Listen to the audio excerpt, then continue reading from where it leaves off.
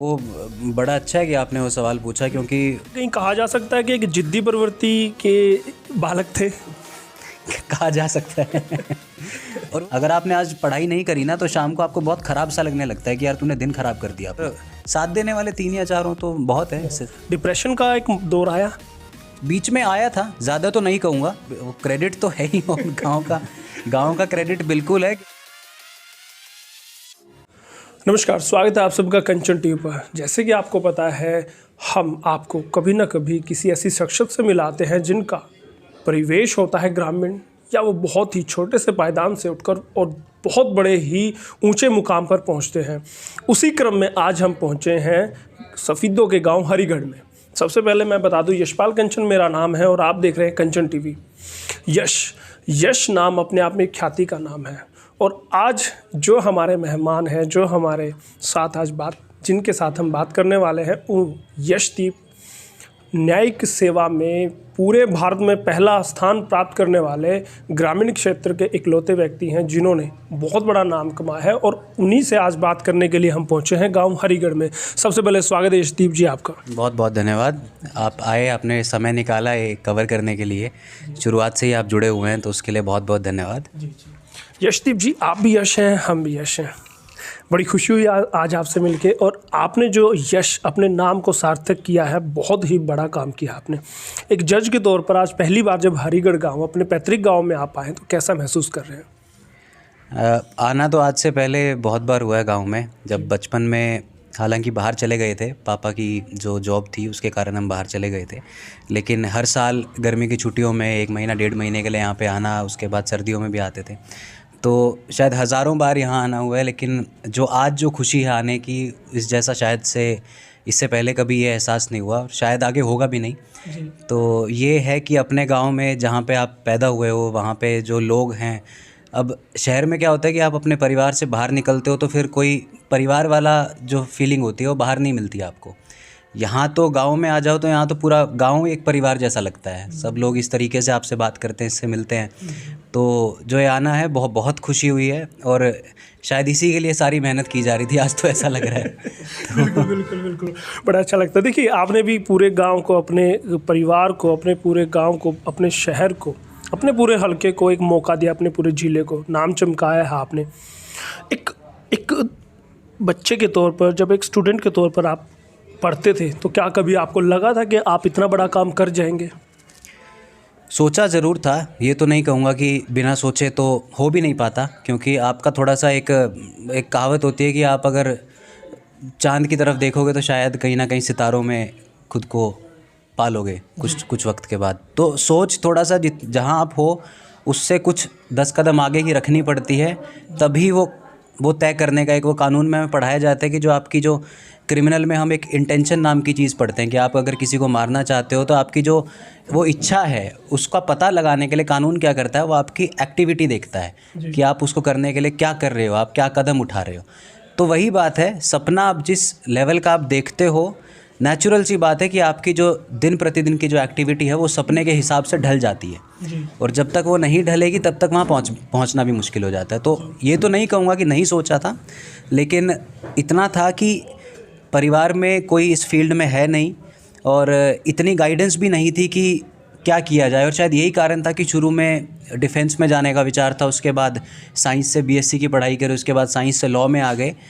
तो यही कारण था कि वो सफ़र बहुत लंबा तय करना पड़ा है, लेकिन उसका एक फ़ायदा ये भी है कि अगर आप खुद से खुद का रास्ता बनाते हो तो उस जर्नी का मज़ा भी कुछ अलग होता है। फिर बिल्कुल। आपने कुरुक्षेत्र से पढ़ाई की, उसके बाद आप दिल्ली गए। पढ़ाई का जो आपका सफ़रनामा रहा, उसके बारे हमें हमारे दर्शकों को संक्षिप्त रूप में बताइए। कुरुक्षेत्र से पढ़ाई करने के बाद 10th क्लास से मेरे ख्याल से पायलट बनने का एक सपना था। उस टाइम पे तो खैर इतनी समझ तो नहीं थी कि क्या करना चाहिए क्या नहीं करना चाहिए।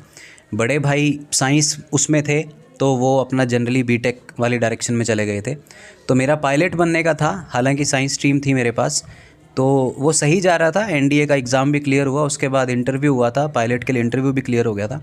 उसके बाद आगे मेडिकल में प्रॉब्लम आई, तो वहाँ से वो एक बात समझ आ गई थी कि थोड़ा शायद अब ये डायरेक्शन में देखने का शायद कोई फ़ायदा नहीं है, क्योंकि मेडिकल में पायलट का जो मेडिकल होता है उसका ये है कि अगर आप एक बार उससे बाहर हो गए हो तो दोबारा भी चांस नहीं होता कि आप उसको क्लियर कर पाओगे। तो वहाँ से वो दिशा बदलनी ज़रूरी हो गई थी।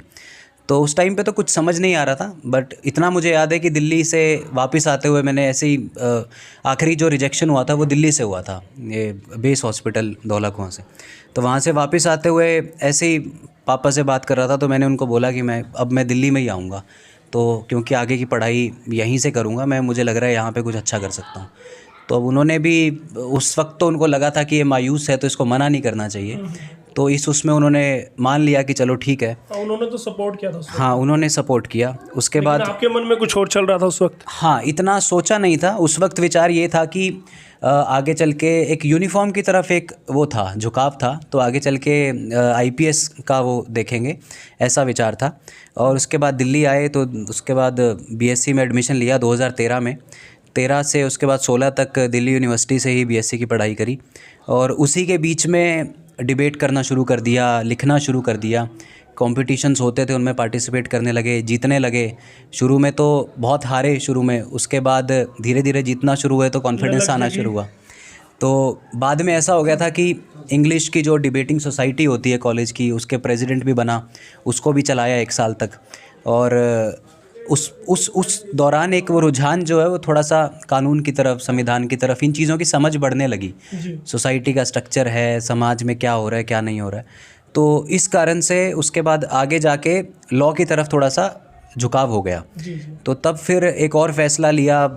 तो उस टाइम मैंने घर पे आके बोला कि लॉ करने का विचार है, तो घर वालों ने तब भी ऐसे कोई डाउट नहीं करा, हालांकि बैकग्राउंड नहीं था कुछ भी। सोचा तो ये था कि बीएससी करके एमएससी कर लेंगे, उसके बाद प्रोफेसर या टीचर की लाइन में चले जाएंगे। लेकिन वहाँ से वो जो झुकाव था उस पर सपोर्ट मिला टाइम पे, और फिर लॉ का पेपर क्लियर करा, एंट्रेंस एग्ज़ाम क्लियर किया दिल्ली यूनिवर्सिटी में ही। उसके बाद लॉ में एडमिशन लिया। उसके बाद 2016 से 19 तक लॉ चली। लॉ के दौरान भी यही सब डिबेटिंग चलती रही साथ में, और उसके बाद डिबेटिंग कंपटीशन आपको तराशते रहे? हाँ, वो चलता रहा। शुरू में खुद डिबेट करने जाते थे, बाद में जज करने जाने लगे बहुत डिबेट्स में। तो बाद में यही चलता रहा, इसी में इंटरेस्ट बनता रहा। तो पढ़ाई का जो असली मज़ा है वो लॉ में जाके आया। उससे पहले तो ये था कि नंबर हमेशा आ जाते थे, ऐसी कोई नंबर की दिक्कत नहीं थी, लेकिन एक जो इच्छा शक्ति होती है खुद से पढ़ने की, वो लॉ की पढ़ाई में आई। मतलब एक धुन बन गई। एक धुन बन गई। तो कहीं ना कहीं कहा जा सकता है कि एक जिद्दी प्रवृत्ति के बालक थे। कहा जा सकता है और वो ज़रूरी भी हो जाता है थोड़ा सा। अगर आपको नॉर्मल से हटके अगर कुछ करना है तो उसके लिए वो ज़रूरी हो जाता है, थोड़ी सी जिद पकड़ना। और उसमें वो कभी कभी थोड़ा पागलपन भी लगता है, लेकिन वो ठीक है। अगर आप अगर अपना काम कर रहे हो ईमानदारी से, तो वो थोड़ी जिद ठीक है, वो नुकसान नहीं कराती। तो उसी जिद से चलता रहा। उसके बाद एक मोड ऐसा आ गया था जब जुडिशल सर्विस और आईपीएस दोनों चीज़ें सामने थी कि किसकी तैयारी की जाए। क्योंकि आपको तो यूनिफॉर्म, हाँ, मुझे आपका लक्ष्य यूनिफॉर्म था। वजह क्या थी कि आप यूनिफॉर्म की ओर झुके? आपको लगा कि यार यूनिफॉर्म मुझे अपने बदन पे चाहिए, वो सेफ है। शुरू में कोई ख़ास वजह नहीं थी। बच्चे होते हैं कि यूनिफॉर्म से थोड़ा सा लगाव, ऐसा लगा कि शायद से यूनिफॉर्म की जो जॉब है उसकी रिस्पेक्ट बहुत है समाज में, तो कुछ ऐसा ही करेंगे। बाद में एक मोड ऐसा आ गया था लॉ में, जब असल में तैयारी शुरू करने का जो समय था 2017 के आसपास, उस टाइम पे ये था कि तैयारी एक चीज़ की हो सकती है, या तो आप जुडिशरी की कर पाओगे या आप सिविल सर्विस की कर पाओगे, क्योंकि दोनों का सिलेबस में बहुत अंतर है। लेकिन उस टाइम तक एक बात हो गई थी कि कानून की पढ़ाई करके इतना समझ आ गया था कि रहना तो इसी फील्ड में है, चाहे वो किसी भी सूरत में आप उसको सर्व करें, लेकिन सर्व करना है इसी फील्ड में। तब फिर बहुत सोच समझ के, क्योंकि दोनों बराबरी का ही है, जज का भी वही एक वो रहता है, हालांकि काम करने का तरीका अलग है, लेकिन सरकारी उसमें दोनों ग्रेड 1 ऑफिसर हैं, आईपीएस भी वही हैं। तो उस चीज़ में फिर तब सोच समझ के ये कारण था कि लॉ में ही रहना है, इस वजह से जुडिशरी का निर्णय लिया। और इसमें एक थोड़ा और भी है कि जो आप काम करने की जो क्षमता है और जो एक इंडिपेंडेंस होती है काम करने की, वो अलग है जुडिशरी के। उसमें आपको डे टू डे लाइफ में इन्फ्लुएंस नहीं है किसी का, इंटरफेरेंस कम है। कहीं ना कहीं कहा जा सकता है कि आपके मन में घर कर गई थी जुडिशरी कहीं ना कहीं। बिल्कुल वो चीज़ घर कर गई थी। और उसके बाद फिर जब लॉ में आए तो कोर्ट में जाना भी शुरू किया, इंटर्नशिप करने के लिए चले जाते थे। और कोर्ट में गए, वहाँ पे जजेस को देखा, वो बैठे हैं फैसला सुन रहे हैं, उनके सामने लोगों को देखा। और वो एक, जब आप कोर्ट में जब आप जाते हो ना, तो वहाँ पे, यहाँ तो हालांकि कम मामले होते हैं और जाना भी कम पड़ता है, वहाँ तो हम खुद लॉ में आ गए थे, तो हमारा रेगुलर हो गया था कोर्ट में जाना एज अ स्टूडेंट। तो तब जाते थे तो वहाँ कॉरिडोर में आप देखते हो कि लोगों की ना उम्मीद बहुत ज़्यादा है कोर्ट से। लोग कितना कुछ, मतलब अभी मैं जिस जज के साथ हूँ वो सुप्रीम कोर्ट में है और वो खुद ये कहते हैं कि लोग अपनी ज़मीन बेच के भी एक केस डालने के लिए आते हैं, क्योंकि जब आफत आती है तो फिर आप कुछ भी करने को तैयार हो जाते हो। उस टाइम पे जो इंसान की, जो लोगों की उम्मीद है ना एक जज से कि वो ये हमें यहाँ से न्याय मिलेगा, तो वो चीज़ है जिसके कारण मुझे लगा था कि हाँ, ये एक समाज सेवा करने का इससे बेहतर तरीका नहीं हो मतलब सकता। कहीं ना कहीं आप चाहते थे कि अगर आप उस सर्वोच्च पद पर बैठ जाएंगे तो लोगों की सेवा कर पाएंगे, जो कहीं ना कहीं उम्मीद लगाए देखते हैं न्यायालय की तरफ। जब आप मी लॉर्ड माय लॉर्ड वहाँ पर कहते सुनते थे तो कहीं ना कहीं लगा कि हाँ, उस गद्दी पर, उस सीट पर मुझे बैठना है। वो बिल्कुल लगा। बहुत सारे ऐसे मौके आए जब वो, एक तो वो रिस्पेक्ट जो है, मुझे नहीं लगता किसी और पब्लिक ऑफिस में वो रिस्पेक्ट दी जाती है बात करते हुए। और उसका कारण भी यही है कि वो जो काम वो जो कर रहे हैं वो न्याय देने का। अब सरकार के तो 3 हैं, लेजिस्लेचर भी अपना कानून बनाने का काम करती है, उसके बाद सिविल सर्विस भी आ जाती है और जुडिशरी भी उसी का एक हिस्सा है। लेकिन जो न्याय देने की जो कार्यभार है वो सिर्फ जुडिशरी को दिया गया है कि न्याय का काम आपका है। तो वो अपने आप में वो पुराने समय से ही एक थोड़ी सी एक सोच बनती गई थी कि जो न्याय देने का काम है वो सिर्फ, मतलब एक जॉब की तरह नहीं है, एक जिम्मेदारी है और बहुत बड़ी जिम्मेदारी है। और आप इस जिम्मेवारी को बखूबी निभाएंगे तो उम्मीद लगाई जा सकती है कि जब आप जज की सीट पर, गद्दी पर बैठेंगे तो वहाँ पर कुछ न्याय संगत फैसले करेंगे, ऐतिहासिक फैसले आपके द्वारा किए जाएंगे, क्योंकि कहीं ना कहीं आपके जहन में उसको लेकर एक अलग ही है, आप इसको एक सेवा मान के चले हुए हैं। तो कुछ अद्भुत फैसले हो पाएंगे आपकी कलम से। देखो, फैसले का तो जज का क्या होता है कि जज तो फैसला उस चीज़ पे कर सकता है जो उसके सामने आ गया। जी। अब मामला जिस तरीके का आता है उसमें 2 तरीके के जज होते हैं, जितना हमने आज तक समझा इस चीज़ को। कुछ होते हैं जो सिर्फ 2 लोगों के बीच में जो हो रहा है अपने फैसले को उस तक सीमित रखते हैं कि इनका दोनों का आपस में जो है इस मामले को निपटाओ और इनको घर भेजा जाए। दूसरे वो जज होते हैं जिनका सिर्फ उन 2 लोगों तक सीमित नहीं है उनकी सोच का दायरा। उनको पता है कि मेरी लिखी हुई जजमेंट या मेरे लिखे हुए शब्द बाहर के समाज पे प्रभाव डालने वाले हैं। तो मुझे लगता है कि शायद मैं दूसरे किस्म का जज बनूंगा। वही मैं जानना चाह रहा था कि आप उसको फाइल के तौर पे ना देख के एक मानवता के तौर पर देखेंगे कि ये आपके लिए केस नहीं, फैसला है, यहाँ पर न्याय करना है। बिल्कुल बिल्कुल, वो वही चीज़ है और शायद उसी चीज़ से एक्चुअल में आप ये जो जज की कुर्सी है, आई थिंक इसके साथ आप न्याय तभी कर पाओगे जब आप सामने वाले के दर्द को थोड़ा सा समझ के देख लोगे उस। और वो चीज़ मुझे लगता है कि क्योंकि अब अगर मेरी पूरी पढ़ाई या मेरी पैदाइश अगर पूरी एक किसी बड़े शहर में हुई होती, दिल्ली में ही मैं पैदा होता, वहीं पे पढ़ता लिखता, तो शायद मेरी सोच का दायरा छोटा रहता। अब यहाँ से गए हैं, बहुत अलग अलग दायरे के लोगों को देखा है, लोगों की दिक्कतों को समझा है, तो यहाँ से जो जाना है, ये एक जज का क्या है कि पूरा लाइफ एक्सपीरियंस वो अपना यूज़ करता है बेंच पे बैठ के, तो वो चीज़ शायद से मदद करेगी।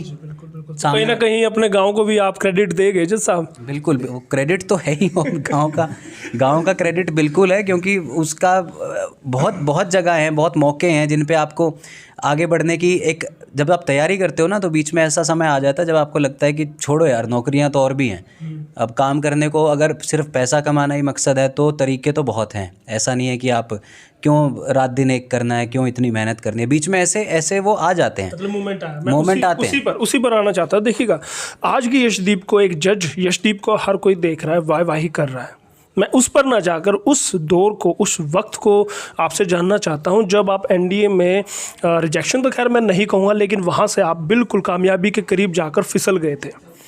उस वक्त आपकी मनोस्थिति क्या थी? क्योंकि होता ऐसे ही है, पढ़ाई हर कोई करता है लेकिन अपनी फील्ड में पिछड़ जाता है, डिप्रेशन में भी जाता है, टूट भी जाता है, बिखर भी जाता है, नशों की ओर जाता है, शायद अपने जीवन को स्पॉइल भी कर देता है। आप खुशकिस्मत रहे, परिवार ने आपको सपोर्ट किया, आप दृढ़ निश्चयी थे, आप अलग रास्ता, बिल्कुल ही अलग फील्ड को चुना और कामयाबी के शिखर पर पहुंचे। उस वक्त की मनोस्थिति क्या थी, वो चाहूँगा हमारे युवा जो दर्शक है उनके लिए बताएं। वो बड़ा अच्छा है कि आपने वो सवाल पूछा, क्योंकि हर इंसान जो पढ़ाई कर रहा है या कुछ करना चाह रहा है वो ये जानना चाहता है कि जब कुछ करने का मन नहीं करता तो उस टाइम पे उससे कैसे उभरा जाए, वो एक ज़रूरी हो जाता है। तो जब से ही जिस वक्त एनडीए में नहीं हुआ था उस टाइम पे तो इतने बड़े नहीं हुए थे, मैच्योरिटी इतनी नहीं थी, क्योंकि आज से 8 साल पहले की बात है, 2012 की वो बात है। 2012 की सितंबर में इंटरव्यू दिया था, उसके बाद अनफिट होते होते जनवरी आ गई थी अगले साल की।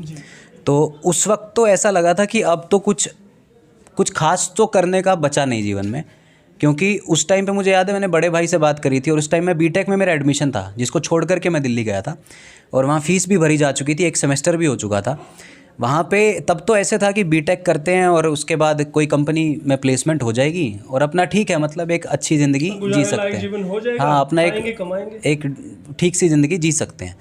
तो उसके बाद क्या था कि अब वो जब चीज़ आई तो एनडीए से थोड़ा सा एक विश्वास मिल गया था, उससे इतना समझ आ गया था और शायद मम्मी पापा को भी ये बात एक लग गई थी कि शायद से ये कर सकता है कुछ, एक वो विश्वास था। वो एक ऐसा वो था कि मैं तो बहुत शुक्रगुजार हूँ कि वो हुआ, और वो रिजेक्शन हुआ वो एक अलग बात है, लेकिन वो जो एनडीए में क्लियर हुआ इंटरव्यू, उससे एक बात हो गई थी मन में कि अगर चाहें तो कर सकते हैं, ऐसे कोई सीमा नहीं, हौसला आ गया था कुछ करने का और बड़ा करने की तब आप हाँ, और वही हौसला था जिसके कारण खुल करके घर पे मैं ये कह पाया कि मुझे दिल्ली भेज दो, मैं वहाँ जाके कर सकता हूँ, मैं अपने कंधों पर जिम्मेवारी ले लूँगा और मैं कुछ करके दिखाऊंगा। डिप्रेशन का एक दौर आया बीच में आया था, ज़्यादा तो नहीं लेकिन बीच में आया था। वो थोड़ा सा घर वालों का सपोर्ट भी था और अपना भी थोड़ा सा माइंड में ऐसा हो गया था कि अब यही कोई एक वो तो है नहीं कि जिसमें आप आगे ज़िंदगी में कर सकते हो, दूसरी भी फील्ड हैं।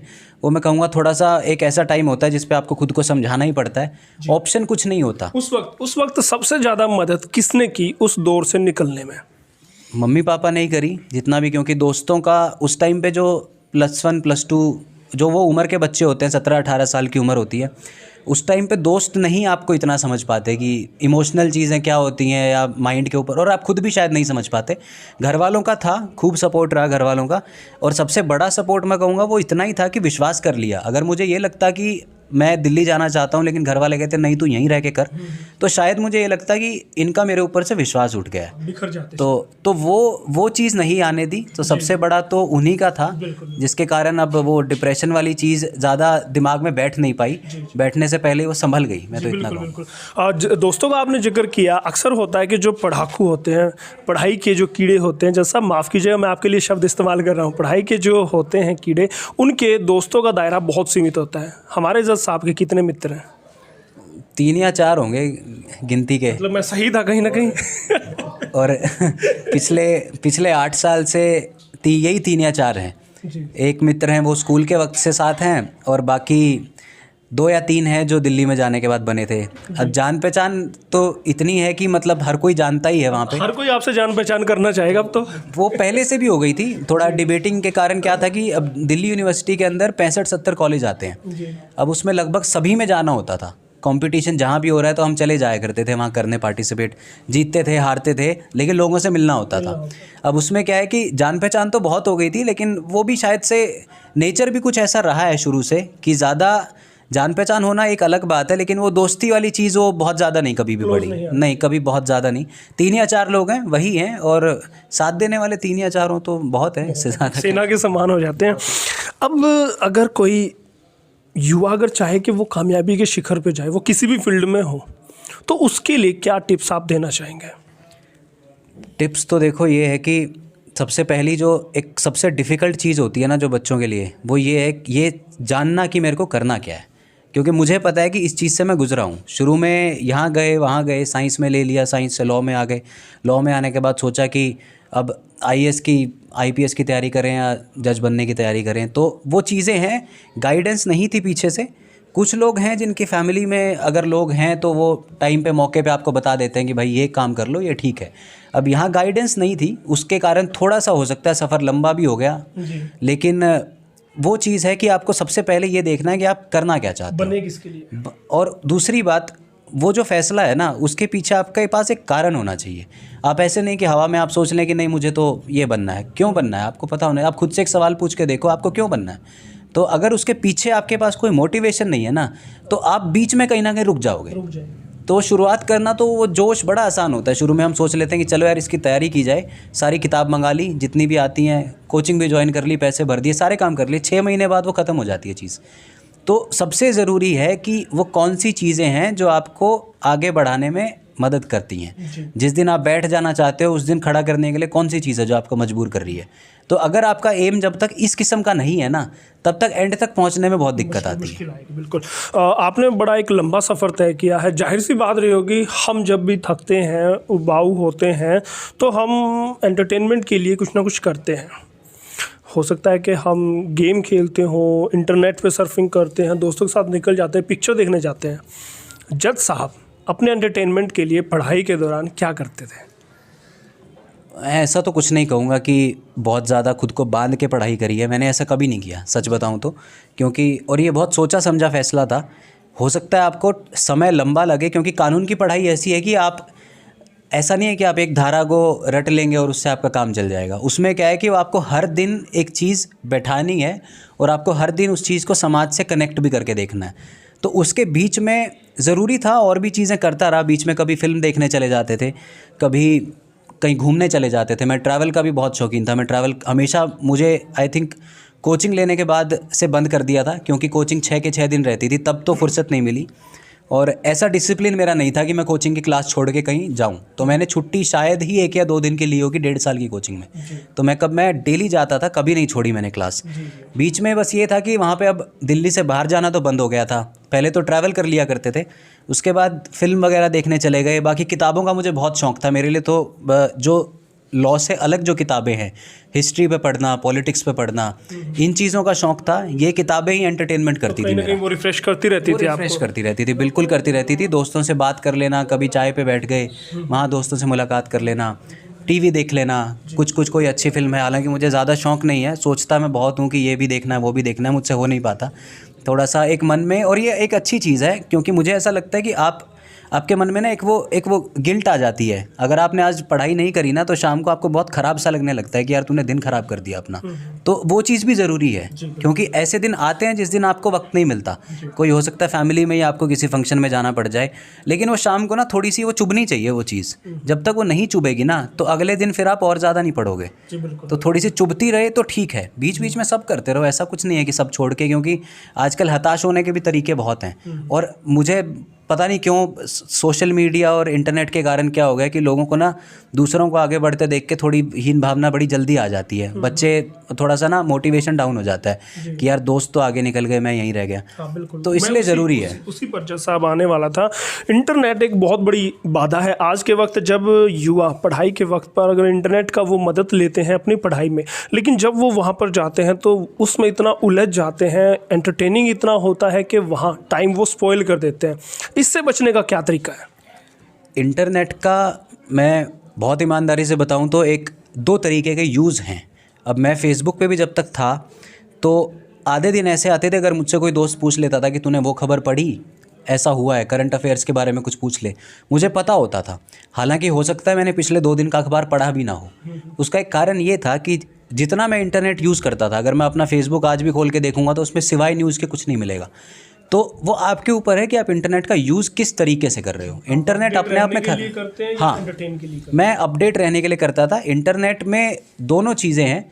अगर आपके ऊपर सेल्फ कंट्रोल नाम की चीज़ है, तो आप बेशक से इंटरनेट को यूज़ करें और आप अच्छे से कर सकते हैं। और अगर आपके ऊपर वो नहीं है, तो उससे दूर ही रहना बेहतर है। जी बिल्कुल बिल्कुल।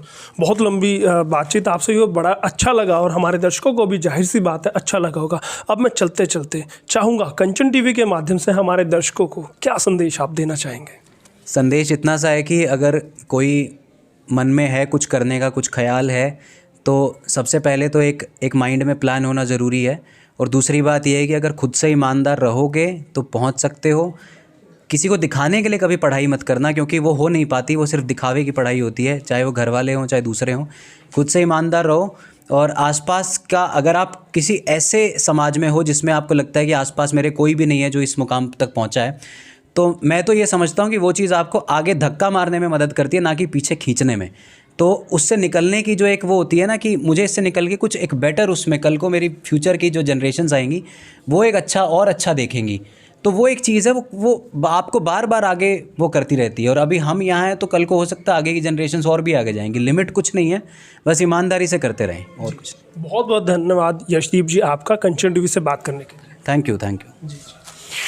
बिल्कुल, आपने देखा कि ग्रामीण आंचल से निकलकर मेहनत के दम पर रिजेक्शन हुई है, हो सकता था यशदीप वहाँ बिखर जाते। अगर बिखर जाते तो आज वो इतिहास नहीं रच सकते। आज इतिहास रचा, और ऐसा इतिहास रचा कि हम खुद यहाँ पर पहुँचे। पूरी मीडिया, पूरी दुनिया इनको देख रही है, आज फॉलो कर रही है। और आज हमारे जो ग्रामीण क्षेत्र के युवा है वो भी इनसे प्रेरणा ले रहे हैं। जैसे प्रेरणा कंचन टीवी ले रहा है वैसे ही सभी ले रहे हैं। और आप सबसे भी हम निवेदन करेंगे कि इस तरह के व्यक्ति विशेष को आप फॉलो कीजिए, उनको नोटिस कीजिए और उनके जीवन से प्रेरणा लेके कुछ सार्थक कीजिए, ताकि आप पर भी, आपके परिवार को, आपके समाज को, आपके क्षेत्र को, आपके प्रांत को गर्व हो। ना कि आपको जैसे युवाओं में आज कल नशा बढ़ता जा रहा है, परेशानियां हैं, वो डिप्रेशन में जा रहे हैं, समाज को कहीं और लेके जा रहे हैं। वहाँ पर एक आशा की किरण दिखाई देती है यशदीप के तौर पर।